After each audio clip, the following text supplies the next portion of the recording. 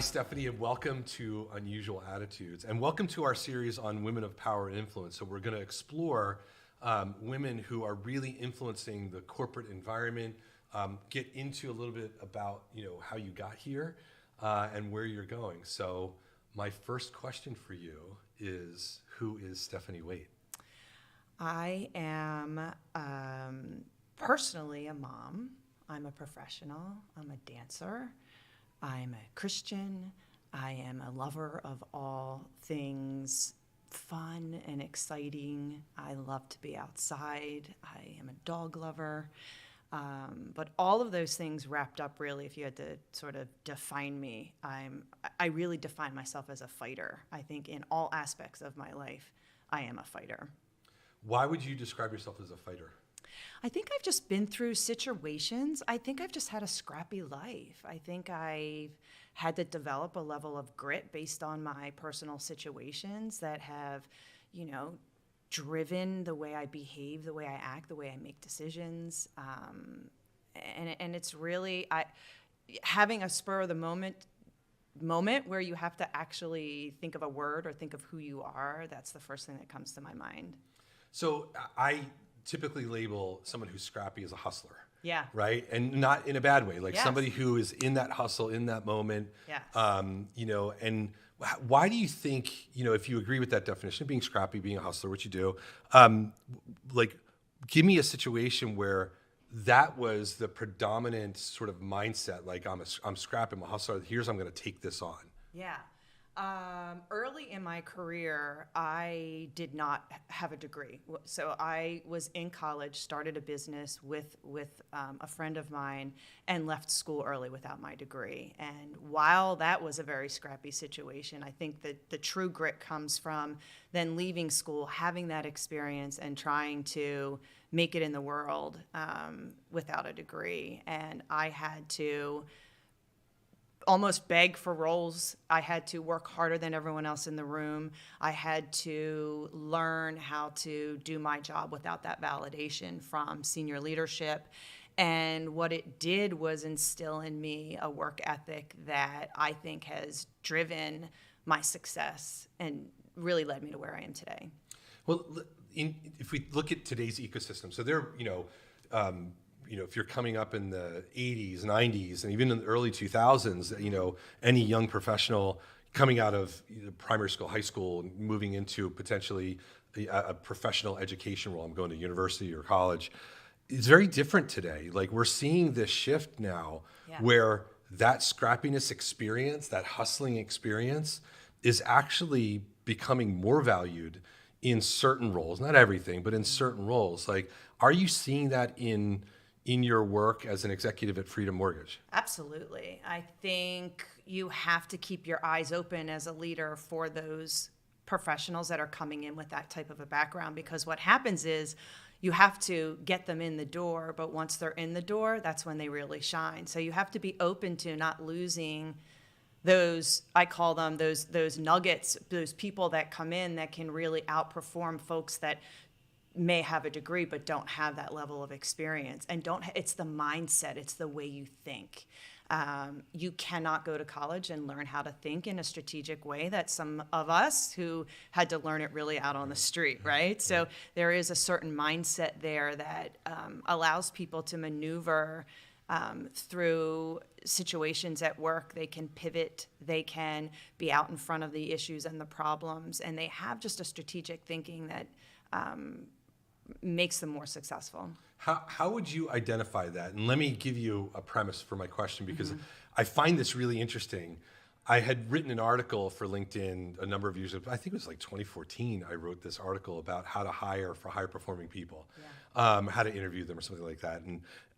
And I gave a list of sort of 10 questions that you could ask someone to really identify their hustle. Yeah, right? yes. Like, are they a hustler, or are they, a bookworm, or are they like all those? And they're all good. All those personalities are good. You need a mix of these people. You can't have a room full of hustlers. Yeah. There's got to be a good mix.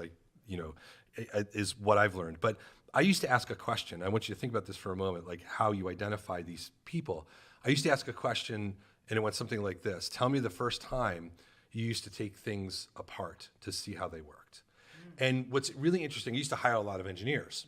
And so this was my way of, are they sort of that hustling, scrappy mindset where they're going to take the risk of, as a 3 or 4 or 5-year-old, if you can remember, of taking something apart and trying to put it back together to see how it works. And I remember for me, I took this is for older people like me, we used to have radios that you turned a dial and it turned a little indicator for the station that you wanted.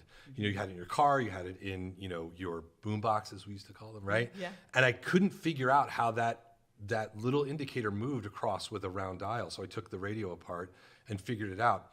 And that led me to believe, like, this is how engineers think. Like, really good engineers are so curious about the way things work. What question can I ask to identify that? What question are you asking people to find those hustlers? Yeah, I work around solving problems. So the question that I ask is, what's your formula for solving a problem? And if they've been in a hustle situation, they know, okay, well, I identify the problem, I figure out what I need, I line up all of my resources, I go out and do my research, I come back, I gather everyone together. They'll have a formula. If someone's just been running through corporate ease and someone else is solving their problems for them and they're just telling them what to do, I think there are two people in business. There are people that can solve the problems and then people that will execute whatever you tell them to do, right? Two totally different thinkers, and you need both sides. But the secret sauce are the people that you can say, identify the problem, figure out how we're going to solve it. And so if folks come into me with a formula and they can articulate a formula, I know that they are thinking in the right way strategically, that they will then come in and do great things. Yeah, and we often hear, don't bring me just your problem, bring me the solution. Yeah. I understand where that comes from, and sometimes I agree with it, but there's a part of me that disagrees with the literal interpretation of that. And part of me disagrees, and I want to see your take on this, is because sometimes people don't know the formula. Yeah. And we have to teach them, right? But the hustler knows. Yes. The scrappy person, they have it in their head. Like, Yeah. I'm going to come with a solution. I'm going to come with what I think the answer is, right? Here's how I got to it, but sometimes it's just not as simple. How do you get the hustler to work together with the person who's just executing on the assignment? Yeah, it's hard. You have to teach them how to, they really have to be able to delegate, right? So hustlers are risk takers, and they make instant decisions, and they're not particularly analyzing, and they need people on their teams that can take their thoughts and take their ideas. And I work for some amazing senior leaders that are in this exact mindset, right? So we're always trying to backtrack and say, let's get some data behind that decision. You have to team them up with folks that are the other side of the brain, right? So they are the decision makers, they are the idea people. They can see around all the corners, but you need to build them up with people that can take the time, take the attention to detail, build the data, and sort of lift them up and support those ideas. That is a team, that is a perfect, constructive team if you can figure out, and it's how I build teams today, is I don't build teams with just the same person. I build teams where everyone can play off of each other because they all need support. Yeah, what's interesting for me in that scenario is that how to get these personalities to work together, which is it can be so challenging. Yes. But something you said earlier, I want to revisit it because this plays into your background. You didn't finish college. Yeah. So what happened? Yeah. So I think I was a creative, strategic thinker when I was young, and college was boring. I wanted to get out there. I wanted to work. I wanted to do things. And I had hopped around to two different universities, and I had a friend who was starting a business, and literally in his college apartment, and asked me to be part of it. It was at that time, a telemarketing business, and he needed someone to go out and get some other students to work for him. And that's how I got into recruiting, believe it or not. I was kind of out combing my friends, trying to convince them to come in and get on a phone and, call a giant list of people. And while I didn't do that for very long, I think it made me realize that perhaps I had some talents that I could use outside of the world right away. And I just picked up and left school, much to my parents' Yeah. disappointment. But I didn't look back. And I think that mindset really created my ability to work harder than anyone around me, because I always felt like I had to, because I didn't have that piece of paper. What else in your career, because you've had a pretty dynamic career, Yeah. what else has influenced where you're at today? What other big event, really inspired you differently? About 22 years ago, 23 years ago, after I had my son, who was about 1.5 at the time, I ran a half marathon in Philly, and I collapsed afterwards. And the doctors weren't really sure what was wrong with me. And after some tests, they realized I had a very rare autoimmune disease that was deeply impacting my health. I had to leave my amazing job and career that I loved in recruiting with an organization that I thought I would be at for the rest of my life. And it was at that moment in time that I realized that I was going to have to absorb the fact that my life as I thought it was going to be was just never going to happen. My prognosis at that time was, if I survived, they didn't think I would spend the rest of my life in a wheelchair, which was a devastating diagnosis. In the beginning, I told you I was a dancer. I'd been a dancer my entire life. The fact that I wouldn't be able to walk or move or ever dance again was devastating. But I was a young mom and a young professional, and I had huge goals and hopes for myself, and it was a blow. I ended up spending, as the disease took over, about a year. I was bedridden with my son, who was almost about 2 years old then, and I would crawl downstairs in the morning with a backpack, and I would put all the food and toys and things we would need for the day in my backpack, and I would crawl back up the stairs, and he and I would just spend the entire day together in my giant bed. I learned a lot about pain and where your brain goes when you're completely alone with a scary diagnosis. But also I had this amazing person I had to care for, and it really taught me that no matter what's happening to me, there's always something going on in your life where you have to keep someone alive, you have to keep a client happy, you have to, help someone, help a neighbor. And so it kind of created this, my life, it's really hard right now, but I can channel that through helping other people. And I think that changed my mindset. And when through medication, through some treatments, I was able to be able to move a little bit more.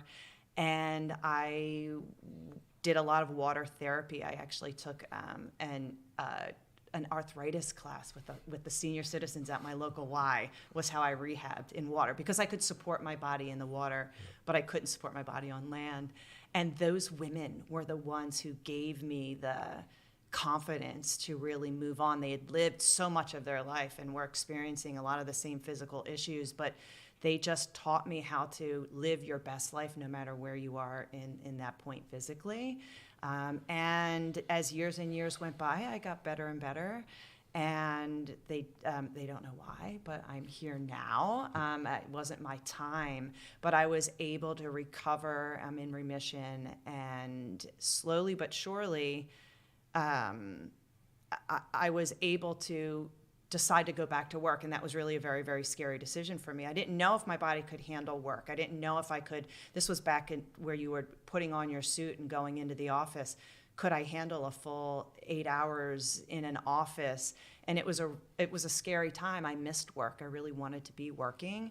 And I had a drive because it had been taken away from me, that again, building my mindset that I don't take a single day for granted, because I still remember when I was told I wasn't going to be able to work.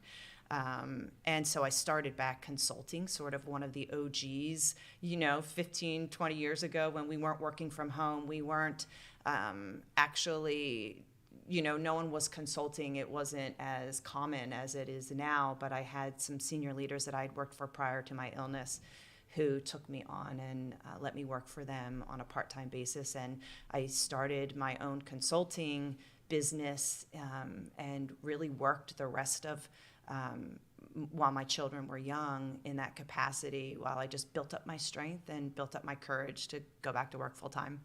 You had talked a little bit about in this story, surrounding yourself with the women essentially at the senior, was it just like a senior center where you went to It was a pool? Y, but it was it was a Right. water, or it was for arthritis. It was, Right. so it was a water aerobics Yeah. class for arthritis. So, and there's a lot of, I think, open talk and really great dialogue and conversation, and some challenging conversation around, women's place in the workplace right now. I think Yeah. we've, from my perspective only, we've made some advances, but I think we still have a lot of work to do. In your career, have you seen a transition, a change in the way that women are viewed in the workplace? I'd love to say yes, but I don't think so, and I'll tell you why. I think women, or at least I can speak for myself, tend to be, and I might get in trouble for this, but more nurturing, more, we take care of our homes, and this is, I am stereotyping it, I know that I am, but I think we take that to the workplace. I don't think we delegate enough. I don't think we have confidence in others. I feel like we overperform at home, work, family, children, house, that old tradition. And I think we're struggling to break out of that. I think when we get into work, sometimes it's our fault. I think we're trying to control that narrative and be in that same. And I think that's something that we have to break through. I think perhaps women in the workplace need to understand our male counterparts in, I think delegation is a good thing, not a dirty word. Taking some responsibility away from yourself, it's not a bad thing, it's a good thing, because it lifts you up and gets you out so that you can do more strategic thinking, right? So I think we as women have to work on that in the workplace. And I'm not saying that men put us there. I think we put us there. I think it's a challenge that we all have to, as we're leaders and we're growing teams. Let's delegate out and get up and out so that we can do more strategic thinking, because we're very good at it. I know for myself, something that I challenge other women in my workplace is, get out in front of your problems, right? Don't wait for someone to come to you with a problem, but get out in front of it. Always be looking for it. Be very gritty in how you're looking at your opportunities within the workplace to fix something, change something, lift someone else up, and make progress for the organization. Yeah, I think, when I hear someone talk about, and I think I'm paraphrasing you, but really focusing on what's important, right? Mm-hmm. And I was having a conversation with somebody earlier today about this sort of 2x2 grid. So think of a square broken up into 4 boxes. And, I learned this from, and I said, I think I learned Tyler Perry, the producer and actor, talks about this quite often. Like, how did he become so successful? And I look at the pattern of really successful executives in particular, and the one trait that they all have, which you're talking about, is they understand what to focus on. Mm-hmm. And what's important not only for them but for their organizations. Mm-hmm. And it is immutably, it's almost always the things that are both important and urgent. Mm-hmm. And everything that's not important or not urgent or just important or just urgent, somebody else is doing. So they are delegating and really talking about, this is what leaders and successful people really recognize. Their focus is on important and urgent as a combination, and only that. Yes. Tell me a little bit about how you figure out what's important and urgent. Yeah. I think it's 50% spidey senses. I think you grow as a leader and learn your business, and know what's going to pop and what's not going to pop. And learning the business, I think, is probably the biggest indicator of your ability to get that sight line to what's really important and what's coming down the pike, right? So you can't really judge what's important unless you understand your business and understand and make predictive decisions based on what you think is going to happen. That's where you should be focusing your time, right? And then as things trickle down, then you can delegate that out. And I think when you're the importance of something that you have to act on, work on, build out are, what's happening around you within your business, what's happening around you within your teams, and then what's happening around you within yourself. So where's your capacity as a person? Where's your team's capacity? And what's happening in the business that's making this a move for the business or not for the business? And you sort of like have those three buckets that you're looking at constantly. And you can draw the conclusion between what you think is going to be important and what's going to be down the road to what's happening in real time. And you sort of, that delta between those two is how you make that decision. Yep. So I'm interested in your lens. Like, how far does your lens look? And there's a saying, as many people know, I'm a pilot, been a pilot for a really long time. So I use this as an analogy to think about how far ahead do we think. If you're in a really slow plane, you only need to be 2 miles in front of the plane, right? You're thinking 2 miles ahead. If you're in a really fast plane, you need to be 100 miles in front because you're going to be there much quicker. Yeah. In your organization, so in your work at Freedom Mortgage, are you in the slow plane or are you in the fast plane? Yeah, we're in the fast plane. So the mortgage industry, financial services in general, but the mortgage industry, we are tied to the market. So we have financial forecasts that we're looking at two different lenses, actually. I have to make moves in recruiting anyway based on where market rates are and the 10-year yield, and that changes hourly, right? So there are decisions and trends that I look at that are very, very short term. But then we also have to make predictions about and make operational decisions based on where we think the market's going to be in 6 months and in a year. That sounds risky, by the way. It is. Because you have to be, if you're looking, if that's the 100 miles ahead, you're predicting where the rates are going to be, where demand's going to be. You're hiring and training to get up and ready for that. Yes. How confident are you in your homework? I'm confident because what I do is I predict all scenarios in between. So I have to actually create, for example, recruiting plans for what if A happens, what if B happens, what if C happens, and so forth. So I'm confident because I know whatever the rate point is, I can pull a lever for whatever that is. And it's not going to look exactly the same, but I know that I have a plan. I think for us in our industry, it's all about having a plan. You may execute it exactly or you might not, but you have to plan for every rate environment that you can physically create a plan for, right? So that then whenever you wake up in the morning and you find yourself in that rate environment, that's the lever that I'm going to pull today, and I already have it down on paper. So I probably do a lot more planning as a TA leader than a lot of my friends in the industry, just because I have to. I have to be ready for a huge scale up, a huge scale down, something firing up in this channel, something firing up in that channel. So it's a delicate balance, and I think just staying tied to the business and knowing where they are at all times. And that's why I keep saying you have to be out in front of it constantly so you can be prepared. You have to prepare for it. When you think about this lens that you have and what you predict in the mortgage industry, and then whatever the operational plan is moving forward, when you think about that, and you think about your team and how they execute that, how do you build a team that understands your lens? Because that might not always be the easiest thing, and sometimes it's not even reasonable to explain all of your motives.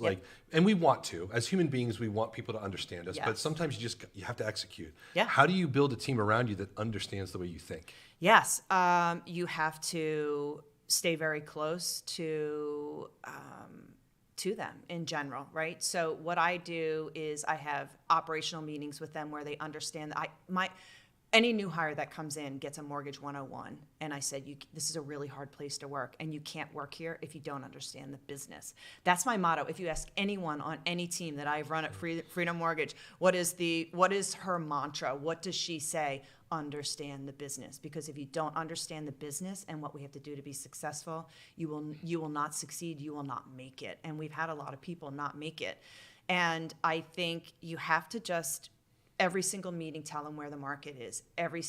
Talk about the forecast. They are probably more involved in the business than their counterparts as well, because I say to them, you have to understand the business so you understand my ask. And when I tell you I need you to go out and get 400 college students, when last month it was 0, you'll understand that there was a rate event that is causing that to happen, and you will digest what I'm asking you to do.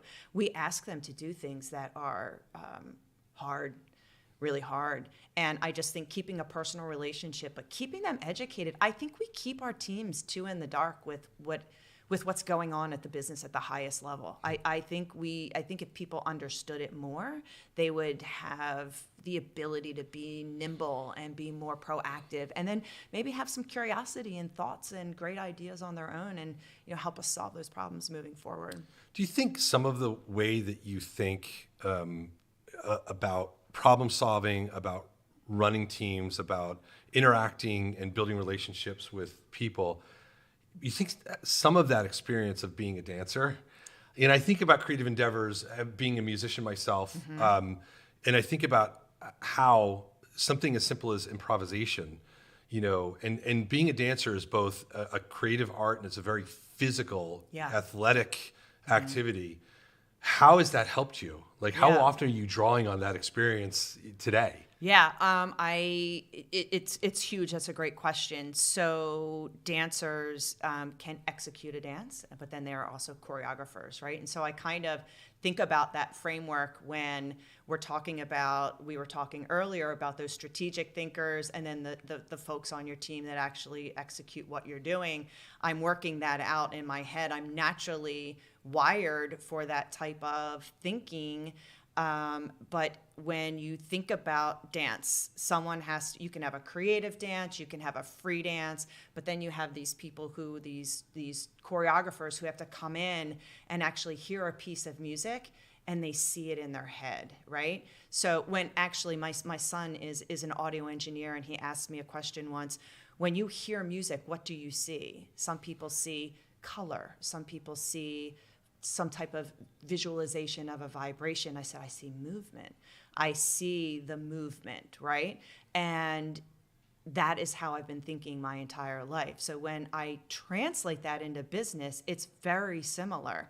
I have a problem, I'm in a meeting, I'm getting new information, and I'm seeing it all in my head and figuring out, how am I going to do it? How am I going to choreograph that problem? And then who am I going to get to actually do the dance, right? So it's the way my brain works. It's how I think.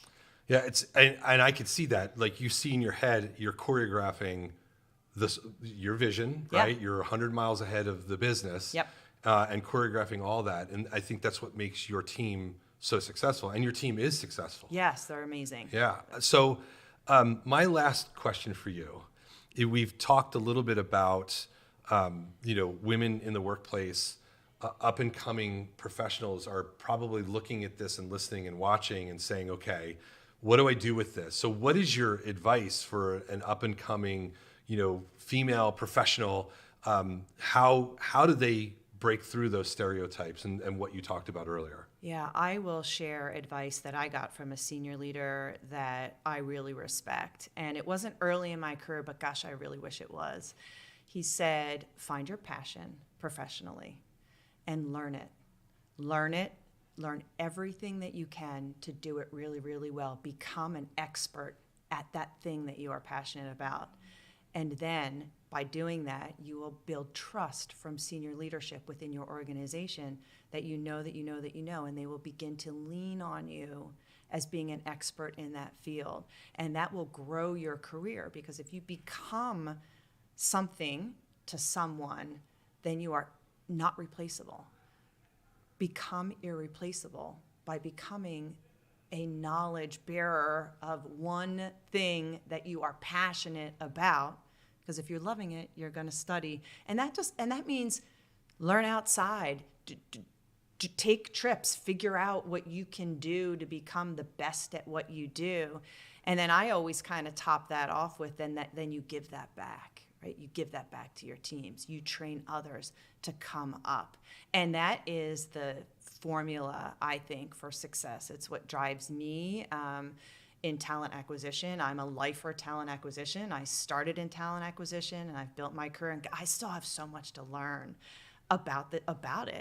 But I'm really passionate about talent acquisition, and I feel like there's still so much that I can learn, but I do think that our senior leadership does rely on me, and you're not replaceable if you know that you know that you know what you know. Very good. Yeah. We're going to end it there. Okay. Stephanie Waite, thank you for sharing your unusual Thank you for attitude. having me. It was amazing. Thanks.